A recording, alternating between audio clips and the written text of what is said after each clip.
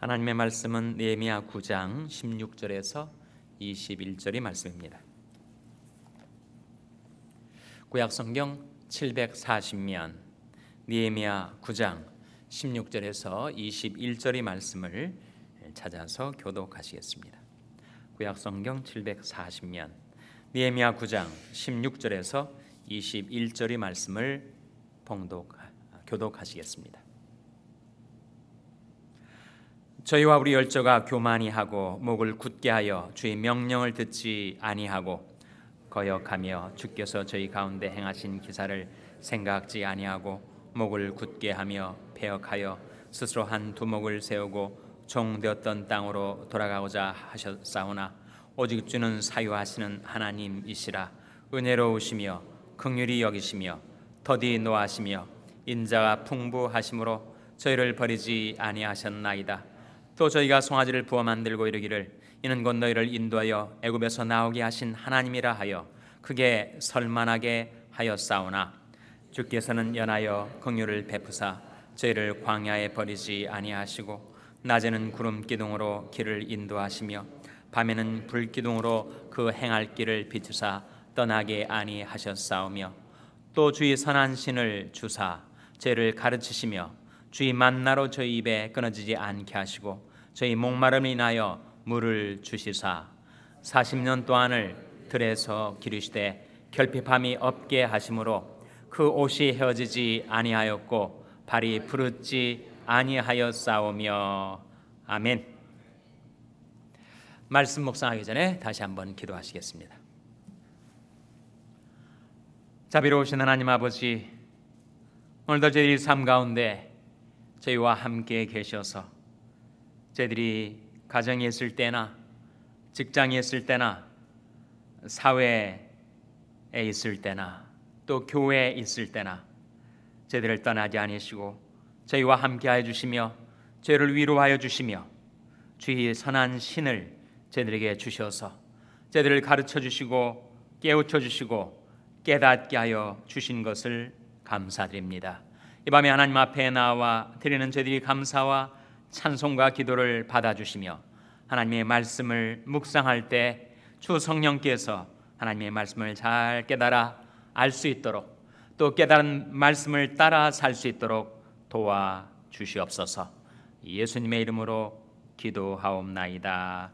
아멘. 할렐루야. 서로의 평강의 복을 기원하는 마음으로 샬롬 인사 나누시기 바랍니다. 샬롬. 샬롬. 오늘 수요 기도를 우리 잔유 집사님이 한국말로, 영어가 더 편하신 분인데도 한국말로 잘 인도를 해주셨습니다. 감사합니다. 또 오늘 반주자가 수요 예배 기도 후에 기도성 반주를 또 잘 해주셔서 우리가 좀 더 기도할 수 있는 여유를 갖게 되었습니다. 오늘 본 말씀 20절 한번 같이 읽겠습니다. 20절 말씀 같이 읽겠습니다. 시작. 또 주의 선한 신을 주사 저희를 가르치시며 주의 만나로 저희 입에 끊어지지 않게 하시고 저희 목마름을 인하여 물을 주시사. 하나님께서 하나님의 백성들에게 무엇을 주셨다고요? 주의 선한 신을 주셨다. 주의 선한 신을 주사. 주의 선한 신이 뭐예요? 주의 선한 신이 뭡니까? 주의 선하신 성령을 말하죠. 성령을. 그러니까 하나님은 우리들을 홀로 내어버려 두지 않으시고 우리에게 주의 신을 주시는 하나님. 그런데 그 주의 신의 특성이 무엇이냐 하면 바로 선한 신이시다. 여호와께 감사하라. 그는 선하시며 그 인자하심이 영원함이로다. 말씀하신 대로 우리 하나님께서 선하신 하나님, 좋으신 하나님, 우리 하늘 아버지는 좋으신 하나님 아버지이신 것처럼 하나님께서 우리들을 위하여 주신 주의 신 성령도 선하신 성령, 주의 선한 신을 우리에게 주신 겁니다. 주의 선한 신이 우리에게 오셔서 하시는 중요한 사역 한 가지가 오늘 본 말씀에 나타나 있는데, 주의 선한 신이 우리에게 오셔서 뭘 하신다고요? 뭘 하신다고 했습니까? 저희를 가르치시며. 성령은 우리에게 하나님의 뜻을 가르쳐 주십니다. 하나님의 말씀을 가르쳐 주십니다. 성령이 하시는 중요한 사역 한 가지, 그것은 바로 가르치시는 사역. 우리가 얼마나 우둔하고 어리석은지 우리는 정말 깨닫지 못하는 것들이 너무 많습니다. 우주의 신비를, 생명의 신비를 알지 못하고, 인생에 마땅히 걸어야 될 길이 무엇인지도 알지 못하고, 삶의 이치도 깨닫지 못하는 아둔한 우리들인데, 하나님께서 주의 선한 신을 보내셔서 우리에게 행하시는 가장 중요한 사역 한 가지, 그것은 바로 우리를 가르치신다 하는 거예요. 구약에만 이런 말씀이 나오는가? 그렇지 않고 신약에도 보면 예수님께서 성령이 하시는 가장 중요한 사역 한 가지가 바로 가르치시는 거다. 요한복음 14장 26절 말씀 한번 찾아보시기 바랍니다. 요한복음 14장 26절. 요한복음 14장 26절은 신약성경 173면입니다. 요한복음 14장 26절 말씀 우리 찾아서 한번 같이 읽겠습니다. 신약성경 173면 요한복음 14장 26절 말씀 다 같이 읽으시겠습니다. 시작. 보혜사 곧 아버지께서 내 이름으로 보내실 성령, 그가 너에게 모든 것을 가르치시고 내가 너에게 말한 모든 것을 생각나게 하시리라. 여기 성령이 다른 이름 한 가지가 나오죠. 뭡니까? 보혜사. 보혜사의 뜻은 뭐예요? 보혜사의 뜻은 보자가 도울 보자, 해자가 무슨 해자겠습니까? 생각해 보세요. 무슨 해자겠어요? 은혜 해자죠. 은혜 해자. 사자는 무슨 사자겠어요? 넉사자겠습니까? 죽을 사자겠습니까? 사자는 스승사자. 그러니까 보혜사란 뜻은 무엇이냐면 도우시고 은혜 주시는 스승이시다. 보혜사를 글자대로 풀면 바로 그런 뜻이죠. 근데 이 원문에 파라클레토스라고 나옵니다. 파라클레토스. 보혜사에 해당되는 단어가 파라클레토스. 무슨 뜻인가 하면 파라, 옆에, beside란 뜻이에요. 클레토스, called, 부르심을 받은 자. 보혜사 성령은 누구신가? 우리 옆에 계시도록 하나님께로부터 부르심을 받은 자, 보내심을 받은 자. 우리 옆에 계셔서 늘 우리들을 도우시고 우리에게 은혜를 베푸시도록 와 계신 주님, 바로 성령의 보혜사라는 이름이 뜻입니다. 그래서 보혜사를 과연 영어 성경은 뭐라고 번역을 할까? 여러 가지 번역이 나와요. 대표적인 것은 바로 comforter라는 뜻입니다. 뭐겠습니까? 바로 위로자. 성령은 세상 살면서 이리저리 마음 상하고 부서진 마음 갖고 살아가는, 우리 상하고 통해하는 심령에 오셔서 우리를 위로해 주시는 분. 또 보혜사에 해당되는 단어를 영어 성경은 helper라고 번역을 합니다. 무슨 뜻이겠어요? 돕는 자. 성령은 우리를 도우시는 분. 새벽에 하나님이 도우시려로다. 우리가 새벽 기도에 나와서 하나님께 기도할 때 하나님께서 우리에게 성령을 주시는데, 성령을 통하여 우리에게 도움을 주시는 헬퍼. advocate라고도 번역을 하는 성경이 있습니다. 변호인, 변호사란 말이죠. 간악한 마귀가 우리를 시험에 들어 죄짓게 만들고 그 다음에는 그 죄를 상해서 우리를 정죄하고 송사하고 우리를 비방하고 쓰러뜨리려 할 때 성령께서 advocate가 되셔서 우리를 위해서 변호해 주시고 우리 죄를 하나님 앞에 대언해 주시고, 똑같은 이 파라클레토스를 그래서 요한 1서 2장 2절에서는 바로 대언자라고 번역을 하고 있는데 바로 애드보케이트입니다.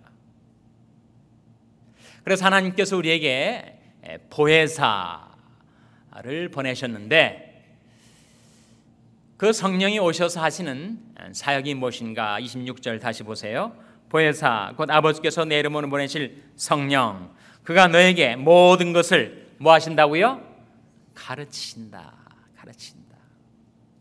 성령은 지금도 가르치시는 사역을 하십니다. 이 성경, 여러분이 들고 있는 성경은 신비스러운 책이어서 우리 지성, 우리 이성만으로 이 성경을 해독해 내기에는 역부족. 근데 성령께서 우리에게 오셔서 그 말씀을 가르쳐 주신단 말이에요. 풀어 주신단 말입니다. 그 말씀 속에 담겨 있는 그 뜻과 은혜를 우리에게 풀어 깨닫게 해주시는 사역을 성령께서 하고 계세요. 또 한 가지 하시는 일이 있는데 그것은 뭐냐면 주님께서 우리에게 주신 말씀이 있단 말이에요. 근데 그 말씀을 우리가 너무 잘 잊어버리기가 쉬운데 성령이 오셔서 내 마음속에 주님 우리에게 주신 말씀을 못하게 하신다고요? 예? 생각나게 하신다. 26절 다시 보세요. 보혜사 곧 아버지께서 내 이름으로 보내실 성령, 그가 너에게 모든 것을 가르치시고 내가 너에게 말한 모든 것을 생각나게 하시리라. 기억나게 하시리라. 리마인드 시켜주시는 일을 성령께서 하고 계십니다. 그래서 우리가 본 구약의 느헤미야 9장 말씀이나 이 요한복음에 나타난 예수님의 말씀이나 공통점 한 가지, 성령은 우리에게 오셔서 우리에게 가르치신다. 하나님이 누구이신지 가르치시고 하나님의 뜻이 무엇인지 가르치시고 하나님의 말씀의 참뜻을 우리에게 가르쳐 주시는 일을 지금도 하고 계신다 하는. 그럼 가르치신다라고 했으니 성령이 인격이시겠습니까? 아니겠습니까? 성령이 인격이죠. 근데 이 당연한 진리를 믿지 않는 종파와 교단들이 많다는 거예요. 특이하게도 이단 종파는 한결같이 성령의 인격성을 부인합니다. 아니 성령의 인격성을 부인하면 성령을 뭐라고 믿는다는 것입니까? 그들은 성령을 에너지로 믿어요. 에너지, 힘, 영향력, 가마력, 파워로 믿는 거예요. 마치 수력발전소에서 전기를 발전해서 보내면 이렇게 환한 빛으로 우리에게 빛을 비추는데 그 발전소에서 보내는 전력과 같은 것이 성령이다. 그렇게 가르치는 거예요. 그러나 성령은 분명 무한한 권능, 파워를 가지고 계시지만 성령은 인격체이시다. 인격이시기 때문에 가르칠 수 있죠, 여러분 바라보시는 이 강대상이 아무리 든든해도 강해도 우리에게 뭔가를 가르칠 수는 없어요. 인격이 아니기 때문에, 지성이 없기 때문에. 성령은 지성을 지니신 인격이셔서 아시고 생각하시고 가르치시고 생각나게 하시고 기억나게 하시는 지성을 지니신 인격이시다. 내 인격에는 지성만 있는 것이 아니라 또 뭐가 있죠? 의지도 있고 감성도 있죠. 지정의가 인격의 3요소 아닙니까? 성령은 뜻을 세우시고 뜻을 집행하시는 행동을 하십니다. 안디옥 교회에 임하신 성령께서 내가 불러 시키는 일을 위하여 바나바와 사울을 따로 세우라. 성령의 뜻이 안디옥 교회에 임하게 되고 성령께서 그들을 파송하시는 행동을 하십니다. 그러니까 한 존재가 인격인가 아니면 인격성이 없는 물체인가, 그걸 보려면 거기에 지성이 있는가, 의지가 있는가, 또 하나 뭐가 있는가를 봐야 돼요. 감성이 있는가. 감성이라는 게 뭐예요? 기뻐하고 슬퍼하고 근심하고 그리워하고 사랑하고. 성경이 성령에 관하여 말씀할 때 지성과 의지 못지않게 성령이 감성을 중시해서 우리에게 보여줍니다. 그래서 성령과 관련하여 이것 하지 말라 뚜렷한 계명 한 가지가 구약과 신약에 공통적으로 나타나는데, 성령을 못하게 하지 말라고요? 성령을 근심하게 하지 말라. 성령이 만약 인격이 아니시라면 근심할 것도 말 것도 없죠. 성령이 근심하실 수 있다라는 것 자체가 성령의 감성을 지니신 인격이심을 보여주는 것인데, 구약과 신약의 한 말씀씩 찾아보겠습니다. 먼저 구약 이사야 63장 10절 한번 찾아보시기 바랍니다. 이사야 63장 10절. 구약 성경 1043면, 구약 성경 1043면 이사야 63장 10절 말씀 같이 읽겠습니다. 시작. 그들이 반역하여 주의 성신을 근심케 하였으므로 그가 돌이켜 그들이 대적이 되사 친히 그들을 치셨더니. 이 말씀 가운데 보시면 그들이, 즉 이스라엘 백성이 반역해서 주의 성신을 어떻게 하였다고요? 근심케 하였다.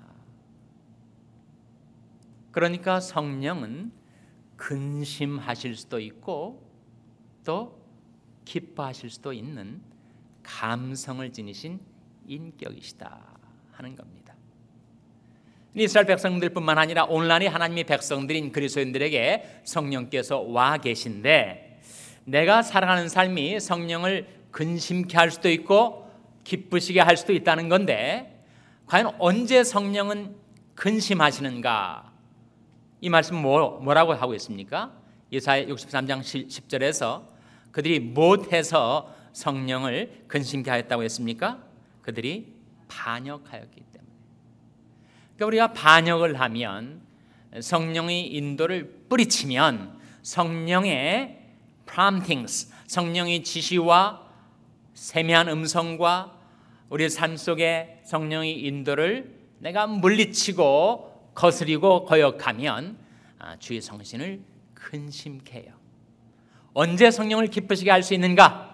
성령의 세미한 음성, still small voice에 내가 즐거운 마음으로 순종할 때 성령을 기쁘시게 할 수 있는 거예요.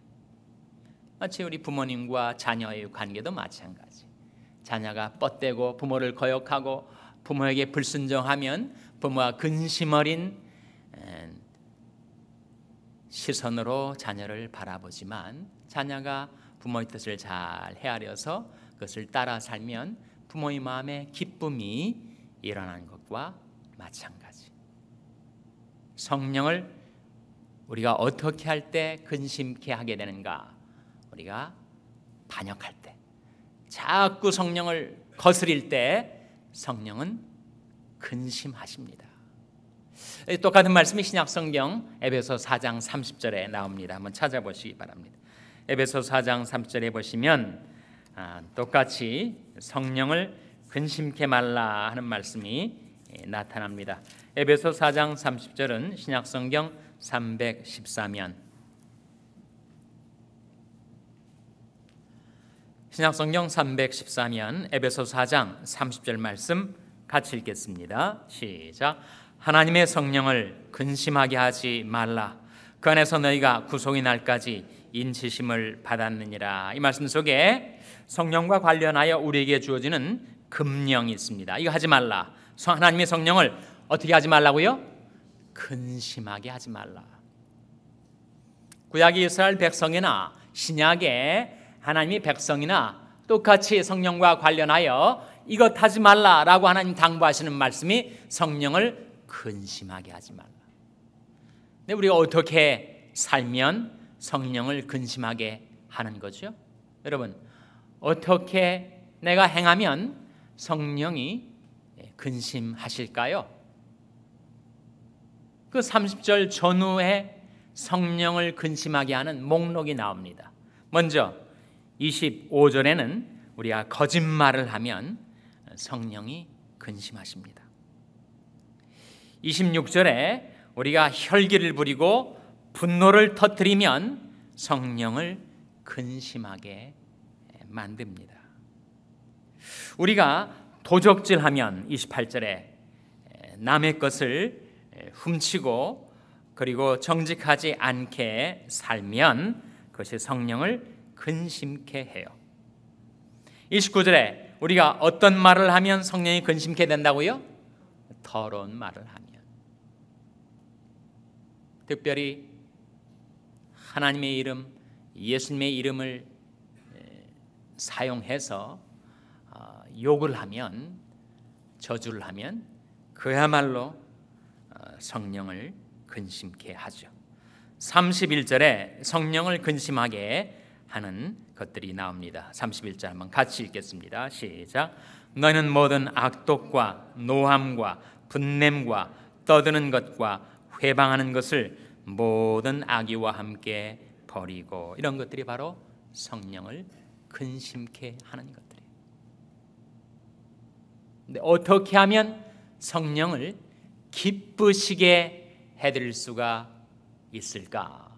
우리가 방금 봤던 그 목록의 정반대로 우리가 행하며 살면 성령을 근심케 하는 대신 기쁘시게 할 수가 있는 거죠.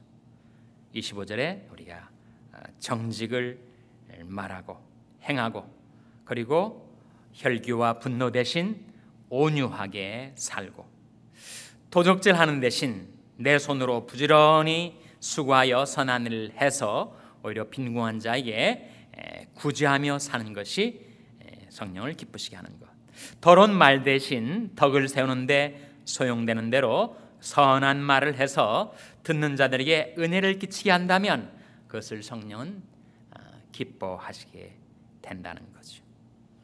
악독, 노함, 분냄, 떠드는 것, 회방하는 것, 악의, 이런 것들과 반대되는 삶을 우리가 살아갈 때 성령을 기쁘시게 할 수가 있다. 특별히 마지막으로 32절, 이것이 성령을 기쁘시게 하는 삶의 길입니다. 같이 읽겠습니다. 시작. 서로 인자하게 하며 불쌍히 여기며 서로 용서하기를 하나님이 그리스도 안에서 너희를 용서하심과 같이 하라. 그것이 성령을 기쁘시게 하는 길입니다.